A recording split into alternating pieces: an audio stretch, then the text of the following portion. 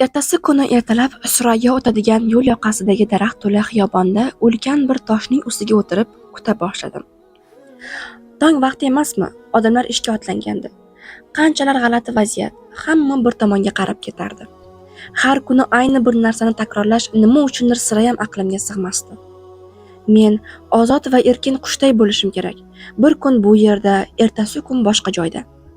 Va nihoyat kutgan onim keldi. Surayyo bor ulug'vorligi bilan yo'lakning narigi boshida ko'rindi. Men tomon kelayotgandi.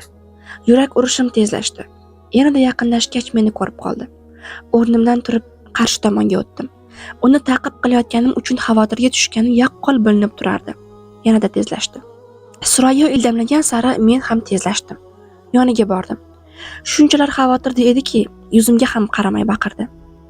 Menga qara ahmoq. Hadeb ta'qib qilaverma, hozir politsiya chaqiraman. Aytadigan gaplarim tomog'imga tiqilib turardi. Surayyo, bir daqiqa, dedim amallab. Kutilmaganda to'xtab asabiy ovozda so'radi. Nima deysan, nima? Haligi senga bir narsani aytmoqchi edim. Hamkasbim Xoqqonning og'zi burnini sindirganingnimi? Uzr so'rayman.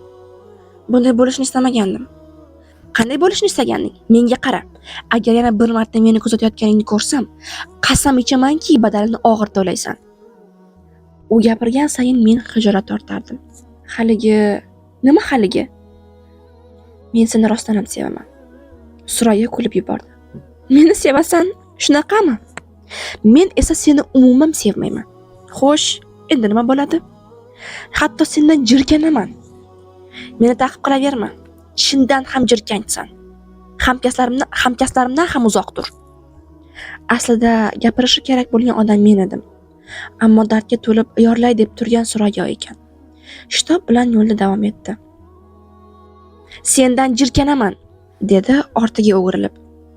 Meni boshqa ta'qib qilma. Aslo.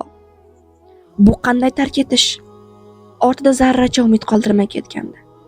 Asl muammo esa yosh va kelishgan bo'lishimga qaramay, nega menga bunchalar ters muomala qilganida edi. Garchi jahli chiqsa ham, ko'rs munosabatda bo'lsa ham uni yaqin masofadan ko'rish naqadar yoqimli edi. Hali hech narsa tugamadi. Yangi reja bilan harakatlanishim kerak. Ammo yangi plan tuzayotgan faqat mengina emasdim. Surayyo ham bezovtalik tug'diruvchi bu vaziyatga nuqta qo'yish uchun kirishgan ekan.